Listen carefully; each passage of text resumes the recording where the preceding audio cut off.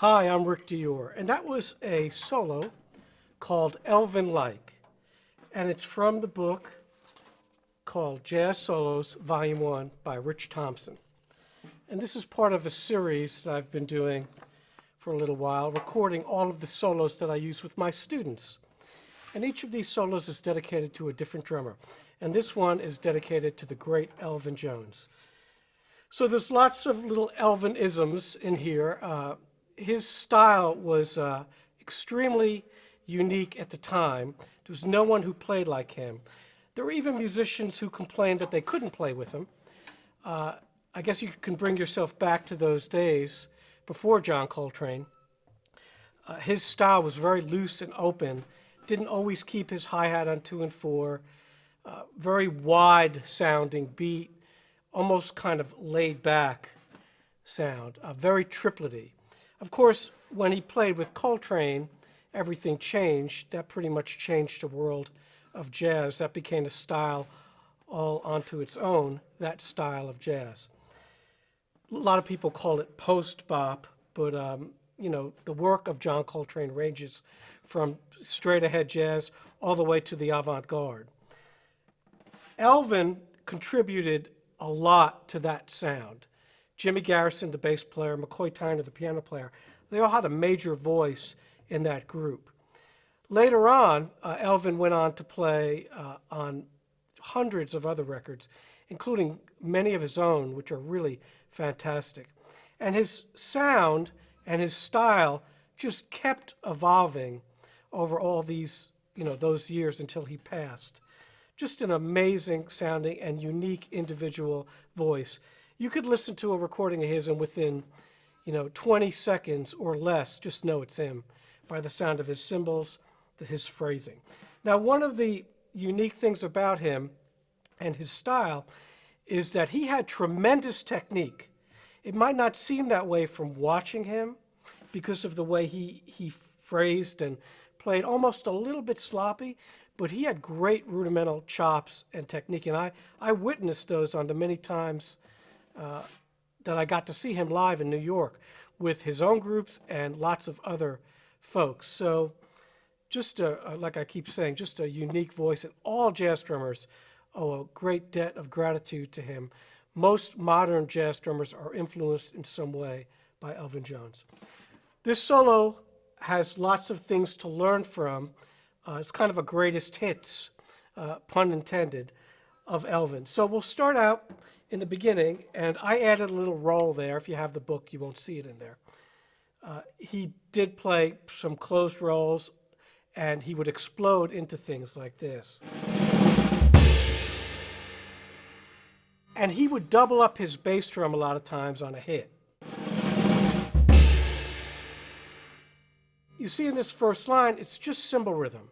Now, Elvin rarely kept his bass drum on all 4. In fact, I never witnessed that when I saw him live. The past solos that we've done, Max Roach, Art Blakey, Kenny Clark, they all kind of feathered that bass drum. Elvin did not. If he was not using the bass drum, it was not being feathered. He just used it as another voice, another drum. In the beginning, you'll just hear the ride and the snare. Now, one thing he did that's also not written is on the cymbal accents, he would lightly play his snare drum like this.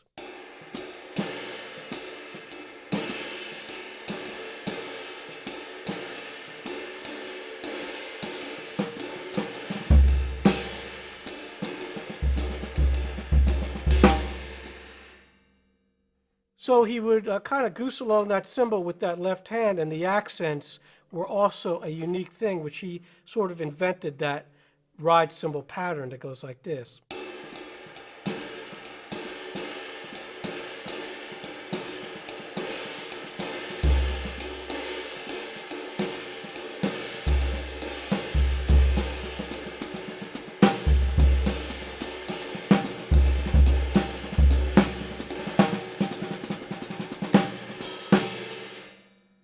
Now, unlike a lot of drummers at the time, Elvin did not always play his hi-hat on 2 and 4. He did some of the time, But a lot of times he would include that as part of the rhythm, as you just saw in that little demo I did.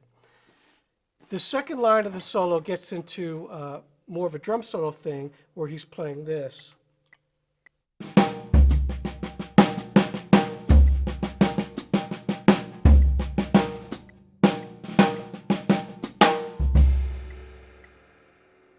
So you see there how the hi-hat is integrated into that. So instead of being on 2 and 4, it's part of the line that he's playing. Another aspect of his playing that I should mention is there's lots of a legato style. Even though he hit very hard and was an extremely powerful drummer, one of the most powerful of all the drummers besides Art Blakey, he would play the drums with a really nice touch like this.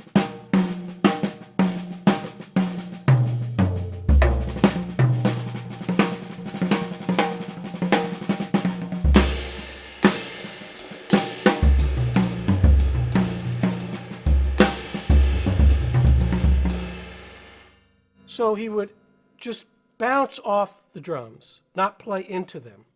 And if you watch some videos of that, you can see that.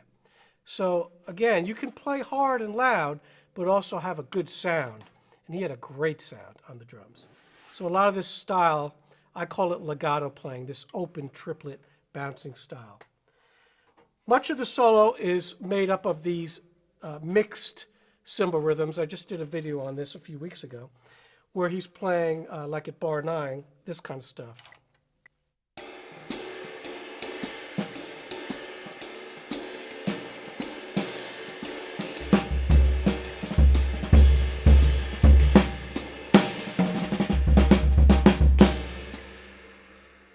So that cymbal is not doing the regular ding, ding, da, ding thing. It's getting mixed up, playing different rhythms. Faster, it sounds like this.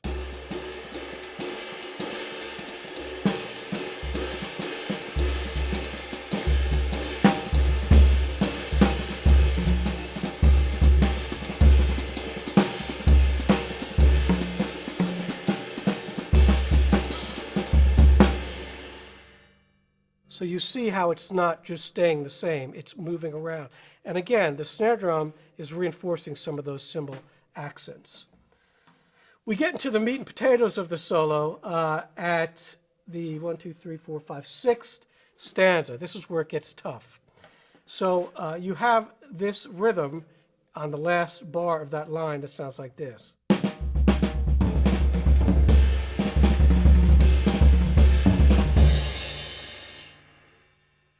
So he did that kind of thing a lot, where he would just be playing straight time and then all of a sudden launch into these triplet rhythms or groups of 5, different rhythms squeezed into the beat.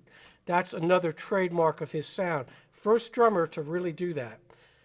If you go back and listen in chronological order, he's the first guy to start really playing dense rhythms in a small space.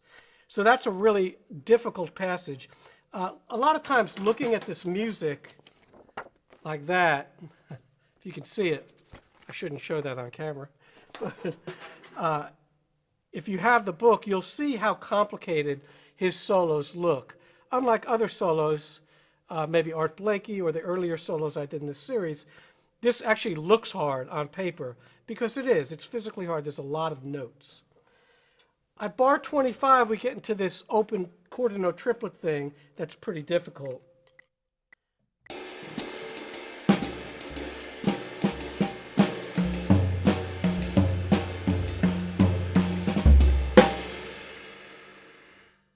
And that's one thing that I really, really love that he does, that real melodic kind of tom thing. Instead of playing it just on a snare drum, he used his toms quite a bit.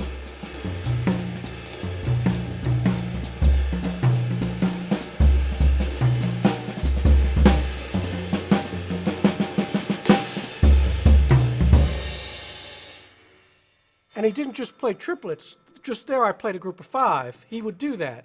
So very, very complex, incredible coordination that he had.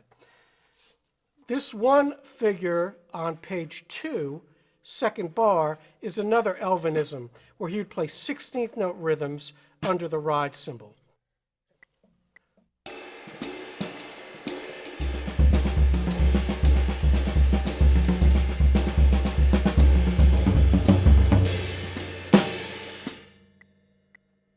So he would use these in these kinds of things in slow tempos and faster.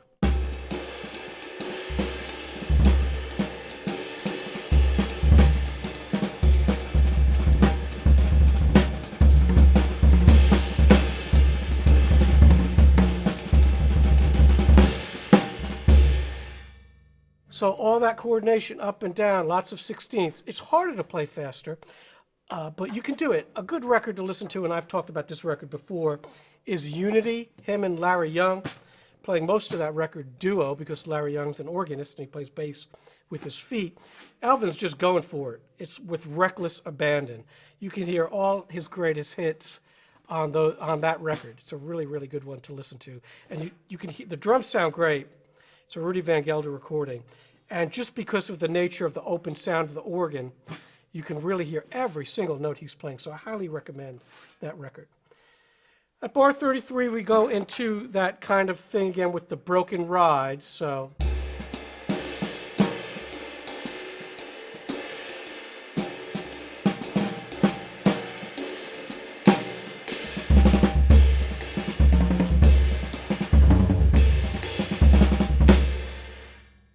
now you'll see there I'm playing those groups of 5 as doubles.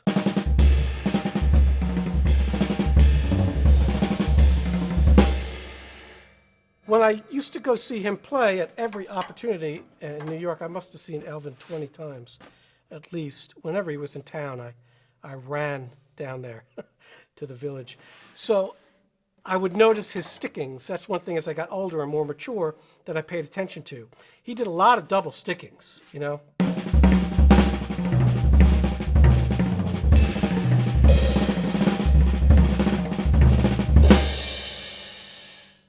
And again, that really had a huge influence on me, that whole concept, because I'd never seen it before. And, you know, this is, he was doing it back in the 60s, but I started seeing him in the late 1970s. So he'd already been doing it for a really, really long time, that kind of style.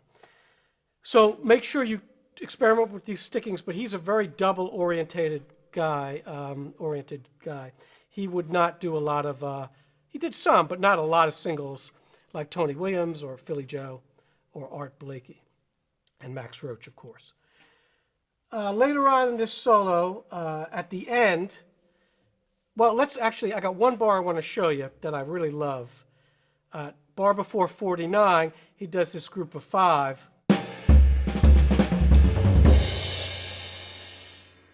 And that's hard to write out, so I give Mr. Thompson, who wrote the book, a lot of credit. Because when I was transcribing Elvin Jones stuff, this is the stuff that really tripped me up. And they turn out to be groups of 5, slowly.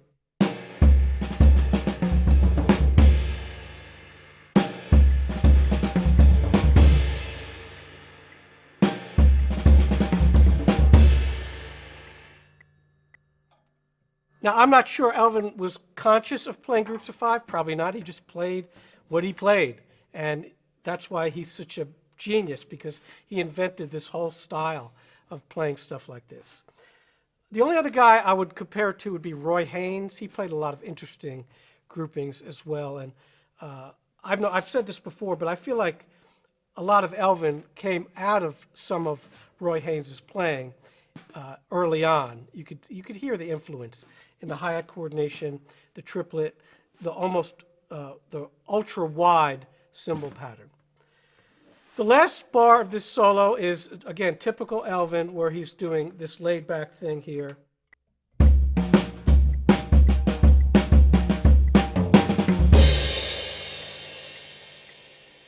So you should always play on the back side of the beat when you're doing this. I'm doing this solo here at quarter note equals 112, and I'm kind of playing behind the beat on purpose, because that's the feel. Now, he also could play really fast, and his style did have to change because it was straighter. So if you listen to Love Supreme, obviously there's some fast stuff on there. The Grant Green record's solid. There's some quick stuff on there, and many, many other records where he had great technique, like I keep saying. So that would sound more like this.